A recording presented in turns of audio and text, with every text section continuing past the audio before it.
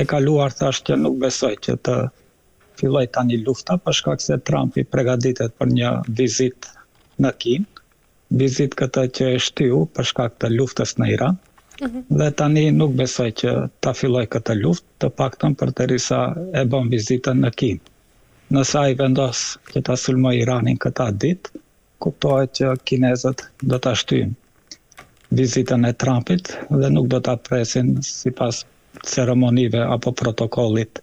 që pritet një prezident i huaj në shtetin e Kinës. Mirë po sido që të jetë situata, Trumpi do të jetë prezident i vetëm që shkon në Kinë në këtë situatë të dobësuar dhe si një dështak për shkak se shkon të bëjë një vizitë në Kinë që ta kushtozoj Kinën, përderisa nuk ka as pak bagazh, luftën e ka të humbur në Iran, të gjithë ata aleat që i kishte në gadishullin arabik, tani ata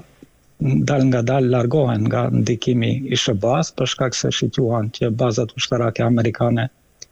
nuk mund t'i siguronin ata shtete,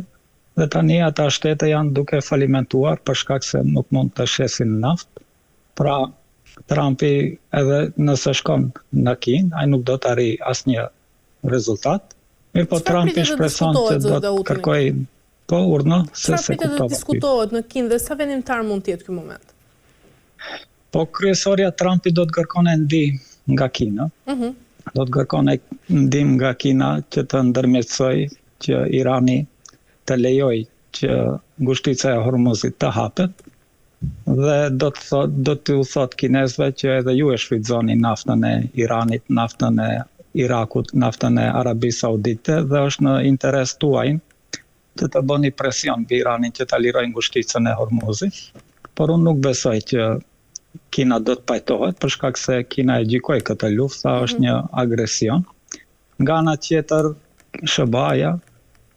përpiqet që të kalojë një rezolut në Kombet e Bashkuara në Këshillin e Sigurimit, rezolut kjo që është dërguar nga shteti i Bahreinit, kuptohet me direktivë të SBA-s dhe Izraelit, që të kërkojnë nga Kombet e Bashkuara që ta gjykojnë Iranin pse ka bllokuar ngushticën e Hormuzit, që sipas atyre është një thirrje e ligjit ndërkombëtar. Mirë po SBA-ja nuk i respekton vetë ligjet ndërkombëtare, ashtu që e bllokonte Venezuelën, ashtu që e bllokon Kubën, tani përpiqet të bllokojë Iranin.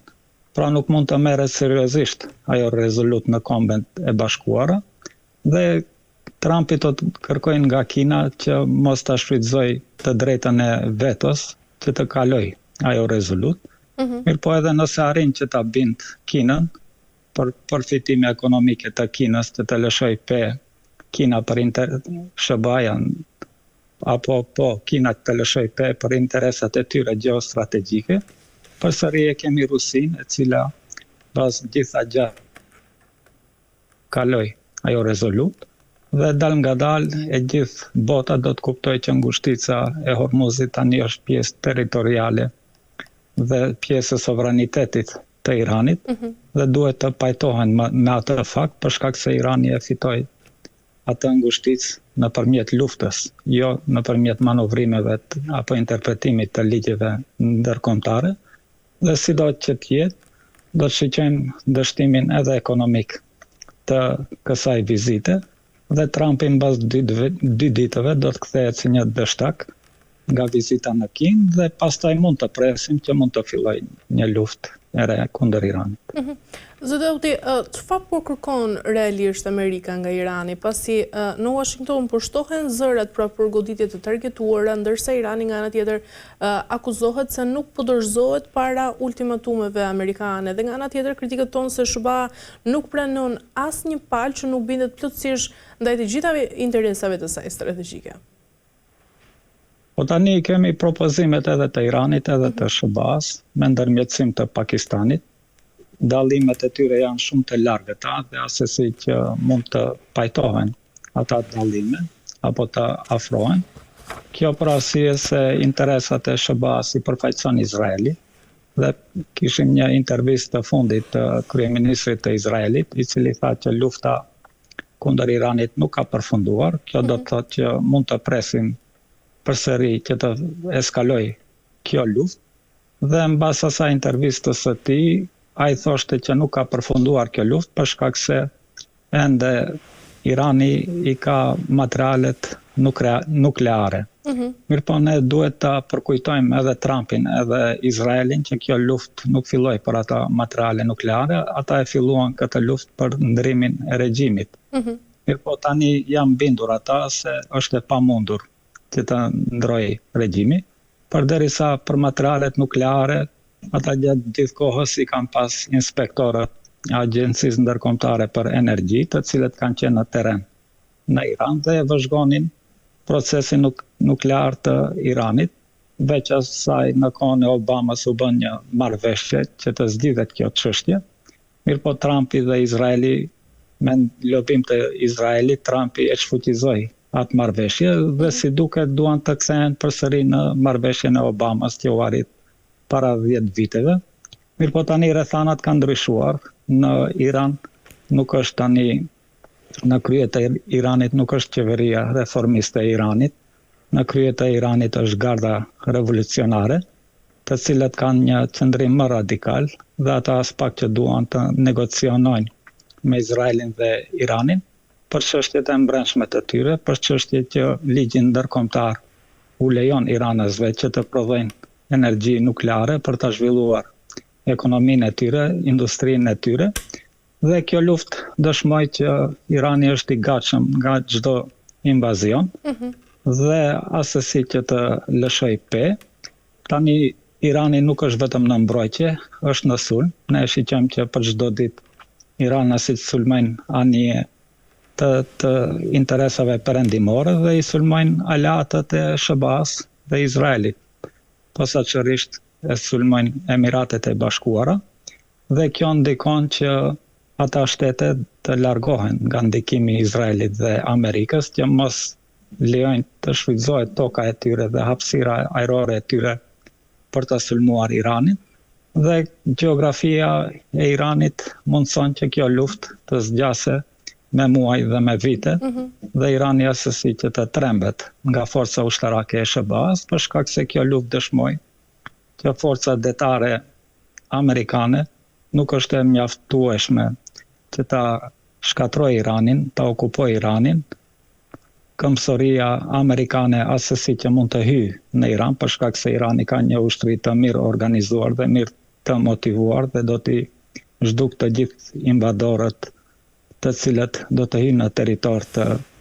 Iranit, dhe po ashtu aviacioni izraelit dhe amerikan, i cili është më i sofistikuari në botë tani për tani, u dëshmua që nuk mund të arrijë qëllimet e tyre për shkak se Irani ka sistem të mbrojtjes kundërajrore të sofistikuar dhe të gjithë ata aeroplan dhe dron që përpiqen të hyjnë në territorin apo hapësirën ajrore të Iranit, të gjithë ata rrëzohen. Propaganda e Izraelit dhe Amerikës se ata e kontrollojnë qiellin apo hapësirën ajrore të Teheranit, ajo është propagandë për shkak se Irani e kontrollon hapësirën ajrore të Tel Avivit. Dhe nëse fillon kjo luftë, kuptohet që raketat Iranit do të godasin të gjithë saqet në Tel Aviv dhe në gjithë Izraelin. Veç asaj e kemi edhe Hezbollahun, që tani jo që është duke i shkatruar tanket e Izraelit në territor të Libanit, po ata kanë filluar edhe sulm dhe dronët e Hezbollahut tani shkatrojnë edhe bateritë kundërajrore të Izraelit dhe nga të gjithë anët Izraeli dhe SBA janë në sulm, pra qoftë në det, qoftë në tokë, qoftë në bazat e tyre ushtarake dhe të gjithë ata 16 baza ushtarake të amerikanëve në lindjen e mesme, se janë shkatruar dhe aty nuk mund të qëndrojnë më ushtar, po ato qëndrojnë nëpër hotele dhe nëpër podrume të lindjes së mesme, duke u frikuar nga raketat e Iranit, dhe kjo është realiteti i sot. E shërtëtëve nga ana tjetër, kur ishte vetë Washingtoni që theu marrëveshjen bërthamore, pse sot Irani duhet i besojë Amerikës se i përket këtyre negociatave apo marrëveshjes? Tani ka një pjesë e qeverisë së Iranit, të cilët për mendimin tim janë tradhtar, janë të korruptuar, dhe përpiqen që të arrijë një marrëveshje me SBA-n. Fjala se do ta përmirësoj ekonominë e Iranit, do ta nxjerr Iranin nga izolimi sanksioneve dhe do të mund iranasit lirshëm ta shesin naftën e tyre. Mirë po ata kanë mbetur mbas me kohë. Pra kjo ndoshta mund të ishte realitet para 20 viteve, po ai thuaj 10 viteve. Mirë po sot e gjithë bota ka ndryshuar, rendi ndërkombëtar ka ndryshuar. Sot më nuk jetojmë në një botë unipolare. Sistemi unipolar filloi të shkatrohet me fillimin e luftës Rusi-Ukrainë dhe tani 4 vite më vonë dhe sidomos pas luftës së Iranit, tani de facto jetojmë në një shtet apo në një botë multipolare dhe Irani nuk është izoluar, përkundrazi është SBA-ja izoluar dhe Irani ka miq Kinën, ka Rusin, ka shtetet e BRICS-it dhe mund të bëj bashkëpunim ekonomik me ta. Irani është pjesë e Azisë dhe tani është Azia duke u zhvilluar si ekonomikisht, si ushtarakisht, përderisa Evropa dhe perëndimi është duke u zbehur si ekonomia e tyre, si ushtrit e tyre dhe kjo është që shumë politikanë të Iranit, pak me vizion më të gjerë, shqyqojnë që nuk ka asnjë interes Irani që të bëjë një marrëveshje me SBA, që të afrohet me perëndimin. Ka mundësi të tjera Irani dhe besoj që ata janë duke e marrur të gjithë pushtetin, pra si duket lideri suprem ka bashkëpunim të ngushtë me Gardën Revolucionare dhe kemi raportet e fundit që ushtria e ka informuar liderin suprem për rrjedhën e kësaj lufte, për mundësitë e mbrojtjes së